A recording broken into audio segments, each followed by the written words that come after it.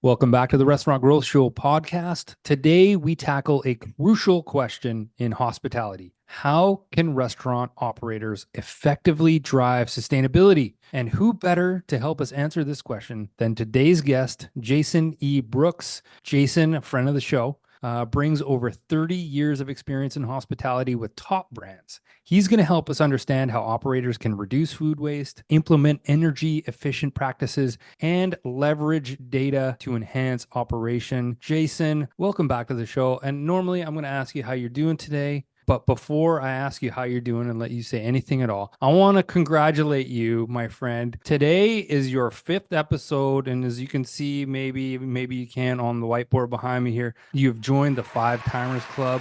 Jason, I'm gonna add some, applause to the background there. Jason, we got you a Five Timers jacket here.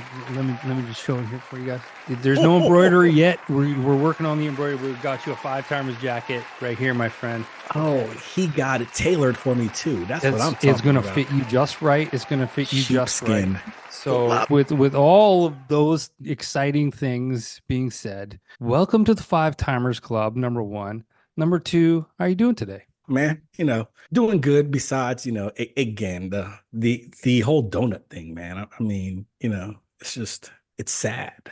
For those of you who are just understanding why Jason is sad, it is National Donut Day. Jason, why don't you hmm tell us hmm why you're upset about National Donut Day? It's not that donuts are bad. It's that donuts at a certain age give you a reminder about the fact that you're at a certain age. Back when you were younger, you could smash a dozen. You could see that, Krispy Kreme, hot, fresh donuts sign lit up in the window and just do a I'm a U-turn. Boston cream guy myself. I See, love a good Boston cream. see, Same here. see, and just pull up and just grab a dozen, and it didn't affect you any. Now, these days, you can take a bite of one donut and you can feel it being consumed by your body. That or not or consumed. not, Or just sitting there, or just sitting there on not your being. ass for the next 30, 50 years, whatever it is. Exactly. That's what I sucks. work out a lot and I'm still like, how can I just need to get rid of like this stuff, Just It's two like, muffins. I just got to get these two muffins going. it's impossible. So the National Donut Day is a Mm, danger. It's mm, actually a threat to mm, those of us mm. with slow metabolisms, That's what we blame it on. Slow metabolism, something like or that, or just being slow. One of the or two. you're having a desk job and not moving around as much as Exactly. I should. Bingo. There it goes. All right, Jason, we've got some questions we want to ask you about sustainability. It's what a lot of restaurant operators are asking themselves and looking inward to their operations. But before we get into those questions, can you just like from a high level, can you talk about what sustainability means in hospitality to restaurateurs? It's thinking about more than just not having waste or not wasting items. It's thinking about how can everything that you do be used within a circle to where the footprint that you're leaving behind is much smaller, and that the thing that you start the list doing helps you towards the end of the list, and the end of the list helps you back towards the beginning. It's just making sure that you're able to not only do well with the environment, but do well with your business and do well with your community to where you can stick around longer, to where your business can thrive longer versus the waste that tends to happen if we're only focusing on the greenbacks. Exactly. It's a more holistic approach, in my opinion. Jose, do you wanna kick off the question? Why don't you go with 1, 3, and 5, and I'll do 2, 4, 6. Sure. Jason, you mentioned the importance of proper sales forecasting to reduce water waste from starting products. Can you elaborate on how operators can improve their sales forecasting methods to save both time and resources? There's a one-letter word that would describe this, and it starts with a D and it has four letters, and it's not dirty. It's data. Okay. Data is what can really help you when it comes down to, because most restaurants don't have the blessing to be able to get in everything fresh. they have to get in some things frozen. As much as we would love to say everything is farm fresh, nothing is frozen, when your restaurant is located in the middle of Nebraska, you're going to have to get in some kind of items frozen. Or even if you're in Florida, it doesn't matter. Something needs to come in frozen. When that happens, you have to know how to, what most people say, slack food. Slack food means thawing food, putting it on a speed rack. But there's times that we tend to focus on food cost so much that the food cost math in some managers' mind is the less I have on the shelf, the less that my food cost is going to be. And to some point, when it comes to today's on hand, and we can touch on that later, that can be true. But when it comes down to frozen product needs to come in, be checked in, needs to be rotated, needs to be then pulled out the box, put onto sheet pans, labeled with the right date, and then thawed correctly. If not, then you have someone dumping pounds of items into your sink and turning on that sink for an hour, if not more, of just running water. And hopefully they're thawing it the right way, but we don't want it to be like that.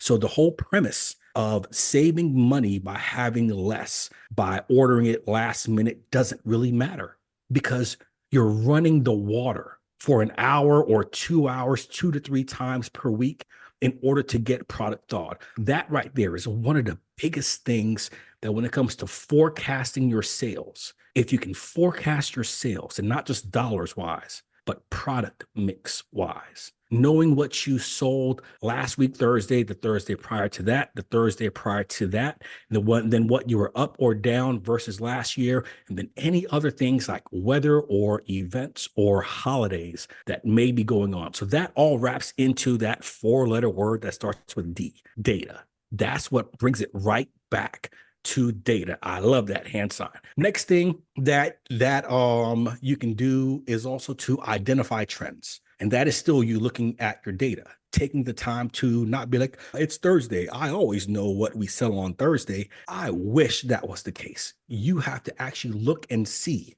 what you have been selling and what the trends have been. And then again, looking at those external factors like weather, sports, events, and then holidays. And then, of course, digging into your product mix, meaning how much shrimp was sold, how much chicken was sold, how much broccoli, and knowing what that is according to the sales. Is it 5% of sales, 3% of sales on average? And then if it's going to be increased sales, then you increasing that amount of product for that 3 to 5 days or whatever that the truck is going to hold. Last piece, get digital. Because I would love to say that we can put all this stuff on a spreadsheet or a piece of paper or a abacus that fills up a whole wall and just sliding balls back and forth trying to do the math. No, you're going to have to get digital at some point because there's so many fluctuations that tends to happen, especially when you add in online orders. And especially when it comes to those locations that begin to add in online orders or start to do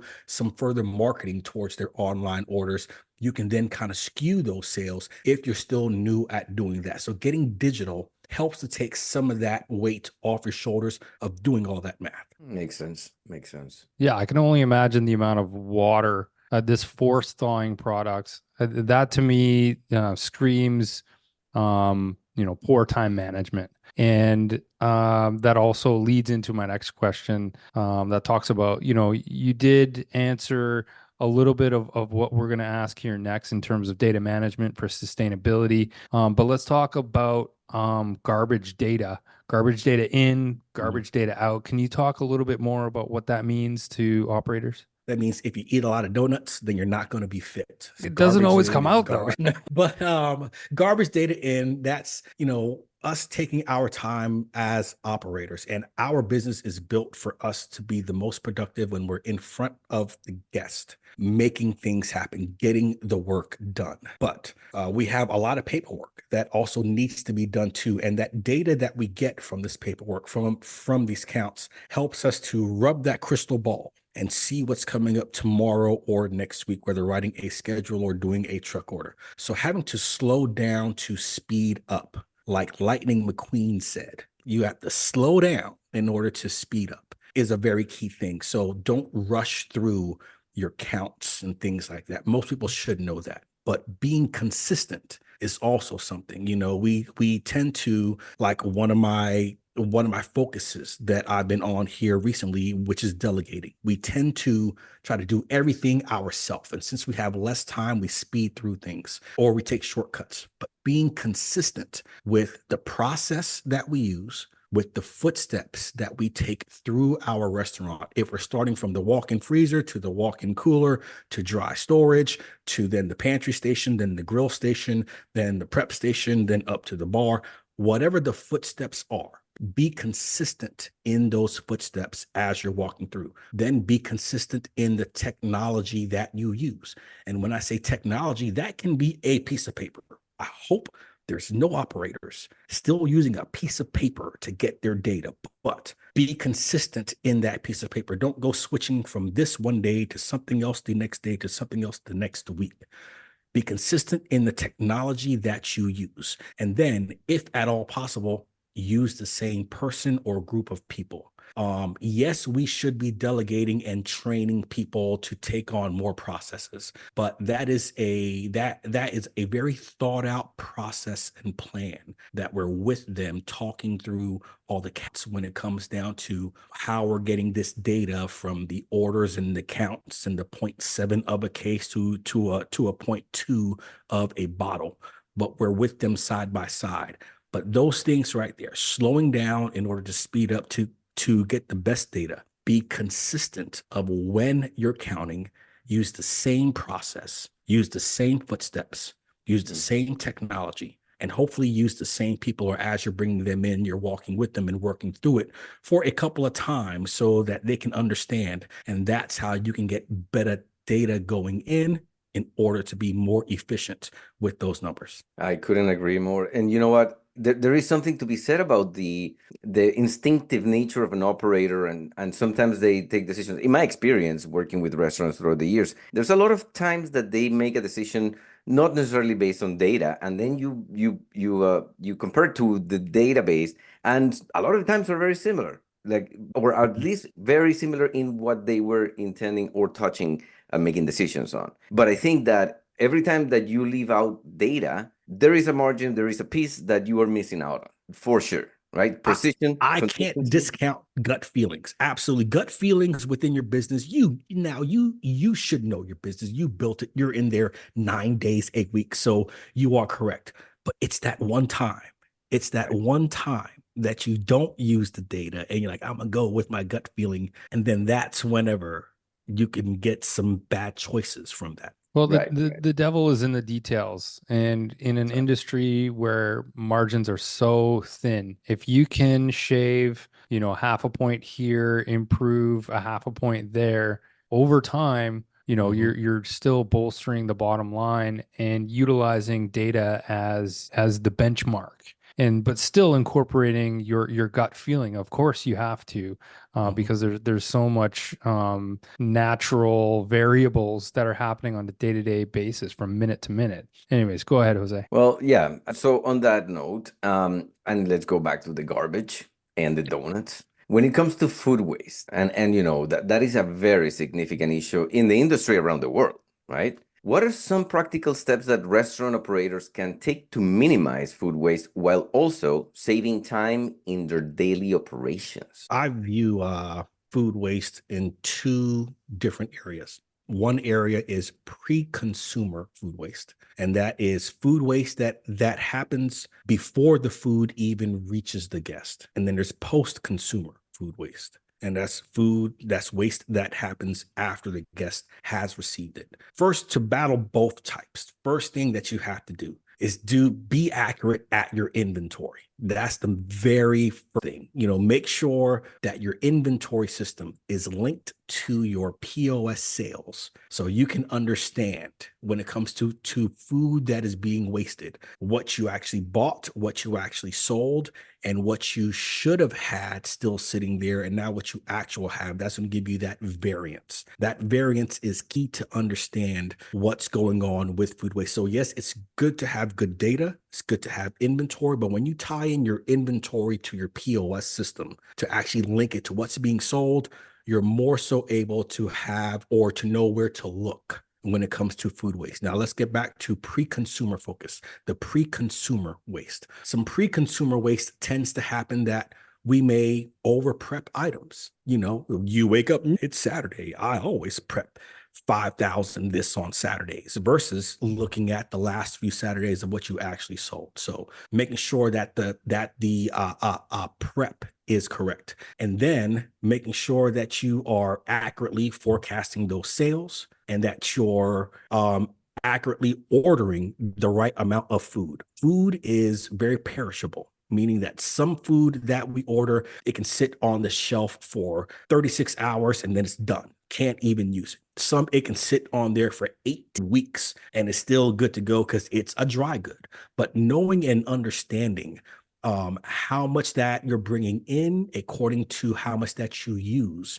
helps to cut down on pre-consumer waste. A few more things: storing food properly, making sure that your equipment is working at the right temperature to hold it at the right temperature for its best storage to be the best tasting for the right amount of time. Then a few more pre-consumer focus: writing down the order. It drives me nuts whenever a server doesn't write down my order, which we can go with this is post-consumer or pre-consumer. So they want to impress me. I have a family of like 12 at this party. And like, yes, all right, okay. So Mr. Brooks, you had this. Mrs. Brooks, you had that. And little Timmy and da-da. And they're not writing down anything. I'm like, oh Lord, this is not going to go good. And then out of the 12 items that should come out, 3 are wrong. So boom, waste right off the bat. Some other ways to help reduce waste is, this is a special trick for in kitchens, calling back the order. Calling back the order to the person that is quote unquote running the window. When you're running the window and you're trying to coordinate what the kitchen is cooking, what should be coming up next to go at this party, to go on this tray, to get out to this party, all of the callbacks is key to make sure. So that cook that thinks that he's just the poop and that his poop don't stink, and he's just like, yeah, I'm not going to call back nothing. I'm just making my food and I got one Apple AirPod in, listening to whatever. No, you have to pay attention to what's going on to help reduce that waste. And then, of course, calling back the orders. And if you notice, almost all of these things that we're talking about here doesn't cost money. It's making sure that we're paying attention to what's being ordered, writing it down, calling the order back to the customer, and then in the back, getting that communication going to make sure that it's the right items going out to the right people so that there is less waste. Then last few pieces is restaurants can actually look at their portion size. Whenever you go out to eat abroad, across the pond, portion sizes are much smaller. You come to America, we are the only one that's going to sell you a 48-ounce steak for one person. I have seen that Only in America. Only in America. Got to get the values worth. But maybe we should be looking at our portion size because how much food is left on tables after people get up that they're like, no, I'm good. I can't eat that 13 donut. That baker's dozen. So that's just one of those things there of how we can help reduce waste, not only with data, not only with ordering, but also in the interaction with the customer and getting the food out to the table. Now, sticking with the theme of the show, which is sustainability, let's talk about energy efficiency and time management, which we all know that you are the guru of. So energy efficiency in building and equipment is crucial for sustainability. How can restaurants implement energy efficient practices without it being a time-consuming process for operators and staff? We've already touched on one. That's the running the water all day, all week in order to force thaw product. Second piece, which is pretty easy, looking at the type of light bulbs that you have within your hoods. the type of light bulbs that's in the back of house, front of house, outside the building. Using those bulbs is a great tool that you don't have to retrain your people. It's just something that you are swapping out. Plus, we have lots of restaurants that don't even have matching light bulbs. It's like this weird discotheque whenever you walk in, and none of the bulbs are the exact same. But getting LED bulbs to help reduce how much energy is being used. Back to water. Leaky pipes in restaurants. You can walk in just about any back of house restaurant, even in their restaurant. How many times have you seen that steady drip coming out the hand wash sink, coming out wherever, or the toilet that's in the bathroom that's always running? That's another thing that we're actually not really retraining on. We're just paying more attention to. Smart thermometers. Smart thermometers in restaurants is a huge thing because we have the opening crew, and it's always that one person that says that they have thin blood, so they're always cold, and they crank up the thermometer as soon as they come in because they got to make sure it gets warm enough. And then by the time everyone else comes in, then they crank it back down because there's 15 people that's in the building. But smart thermometers that can be locked remotely in order to keep your business at an even temperature is another smart way that doesn't even take training. One last piece that does take some training, but having a startup shutdown cycle for your equipment. So whenever you're walking in, what pieces of equipment should actually start first? Some of those opening cooks, they walk down the line, whoosh, whoosh, whoosh, whoosh, whoosh, whoosh, whoosh, whoosh, just turning on everything. Gas is popping versus we don't really need this piece of equipment hot for the next 90 minutes. Let's not cut this on till then, this and that is going to help. Then I lied. There is one more thing. Separating hot equipment from cold. This is something that we don't really think about. Why would you put too many reach-in coolers next to too many hot products, or too many cold top units next to a 6-eye burner? When you're looking at the layout of your kitchen as a restaurant, look at how many hot pieces and cold pieces are side by side, causing the other one to run longer. Usually it's the hot item causing the cold holding item to run longer and run and harder because of all the heat that is around it, making it heat up. Makes all the sense in the world. It just creates entropy, chaos, and waste. Of course, fantastic. It's amazing because we don't think about those things too much. And that brings me to the next question. And I don't want to be biased towards your answer. Sounds spicy. This sounds spicy. It's coming. It's coming. Salsa. But I think that there is an opportunity because the newer generations, and I mean, right now there's a workforce that's coming in that is from a generation different than ours. We were concerned about the nuclear, the Cold War, but these kids, their doomsday is global warming. So we're hoping that they are much more aware of sustainability and of these things. But so when it comes to staff training and awareness, right? They are vital for sustainable operations. We know that. We've mentioned this many a time. What are some effective strategies for training staff on sustainability, practices that won't take up too much of their time and still yield significant results? I'm curious how we went from doomsday, global warming, it was just mentioned Cold War to staff training. Can you help me make that connection? It's a new generation that their doomsday thinking is not like ours, which was the polar ice cap melting. It's exactly. Thank you for that. Thank you for your clarification. Thank you for that. Well, I always say this. You've heard me say it a few times. Train them from day zero. But what does that mean? What does it mean to train them from day zero? Even when it comes to you being more focused on being sustainable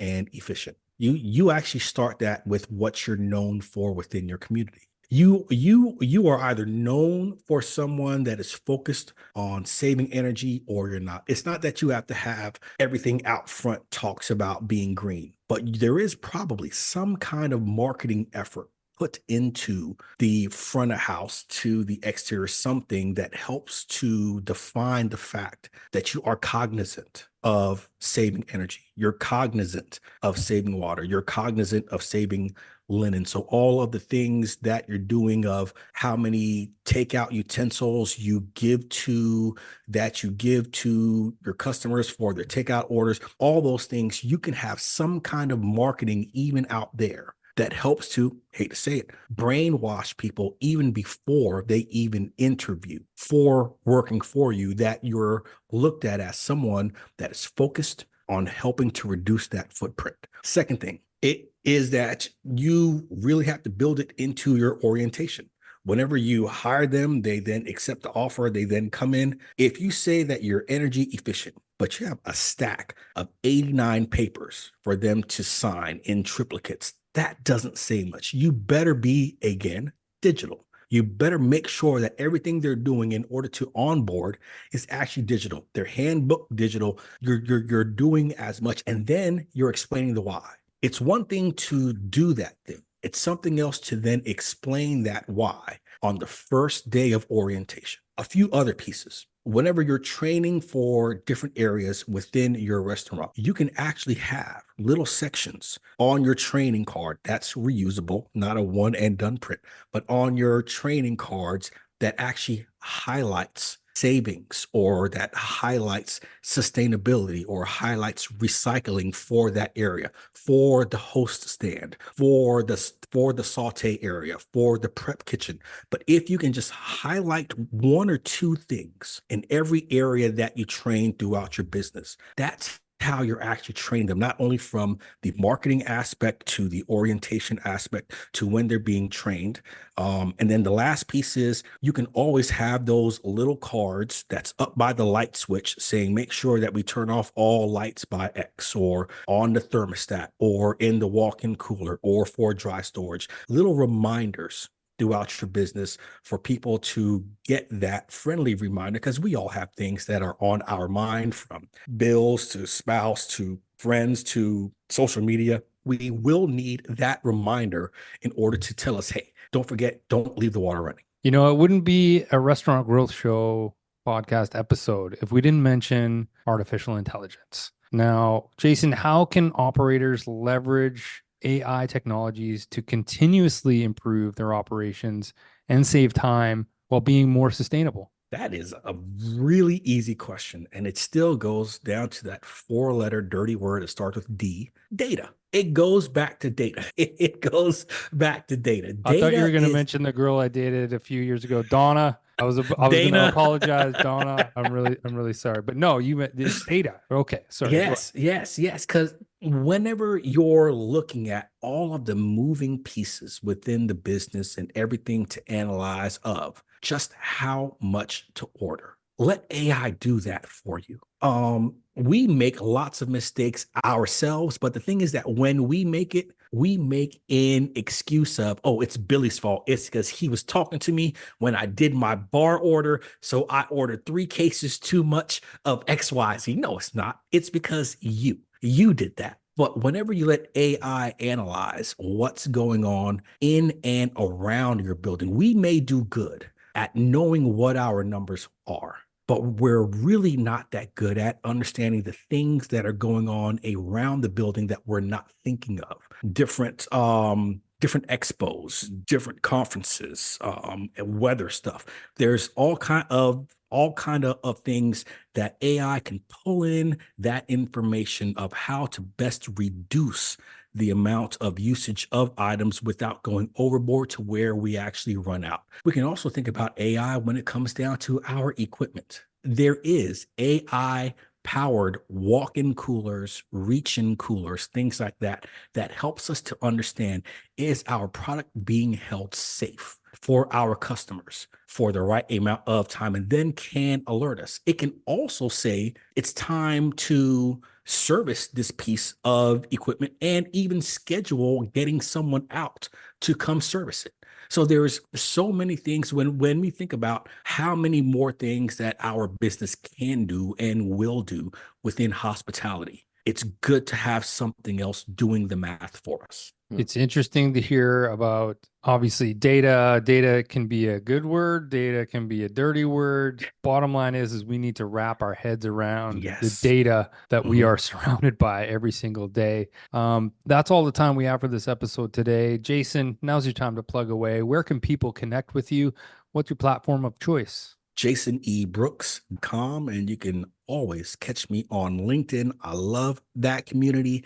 I don't need more followers. I need more people building a strong community of hospitality. That's it. Engage on LinkedIn. Jason is constantly on there, and he is very, very active. Come join the party on LinkedIn. Speaking of plugs, this podcast is sponsored by Dynpricing, real-time restaurant profitability. Dynpricing uses artificial intelligence to improve restaurant profitability by dynamically updating menus across digital channels like Uber Eats, DoorDash, and Grubhub. That's all the time we have for this episode. Thanks again to Jason for joining us. Jason, you have again entered the 5-Timers Club. Congratulations to you, sir. Until next week, say goodbye, Jose. Data, donuts. Goodbye. Love it. That's great. Jason, thank you so much.